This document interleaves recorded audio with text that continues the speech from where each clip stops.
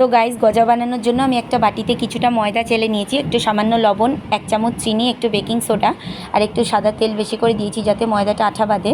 দিয়ে অল্প জল দিয়ে আমি একটা শক্ত ডো তৈরি করে নিয়েছি, নিয়ে এটাকে আধ ঘন্টা ঢাকা দিয়ে রেস্টে রেখে দিয়েছিলাম।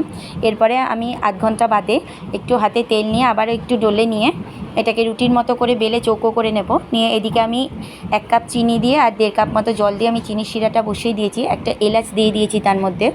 দিয়ে আমি এটাকে রুটির মতো করে বেলে তারপরে হাতের সাহায্যে চেপে চেপে আমি গজার মতো শেপ দিয়ে এটাকে কেটে নিয়েছি। আর এটাকে একদম লো ফ্লেমে ভাজতে হবে, তেলটা বেশি গরম হলে হবে না। তো এই পর্যায়ে আমি এটাকে ভেজে নিয়েছি আর একটু লাল লাল ভাজা হয়েছে। আর আমি এদিকে চিনির রসের মধ্যে একটু ফুড কালার মিশিয়েছিলাম যাতে এটা দেখতে সুন্দর হয়। তো এটা দেখতে খুব সুন্দর হয়েছিল, তো এটা খেতেও খুব ভালো হয়েছিল। তো যদি তোমাদের ভালো লাগে এইভাবে বানিয়ে দেখো একবার। তো ভালো লাগলে আমার চ্যানেলটা সাবস্ক্রাইব করে দিও আর লাইক কমেন্ট শেয়ার করতে ভুলো না কিন্তু। বাই।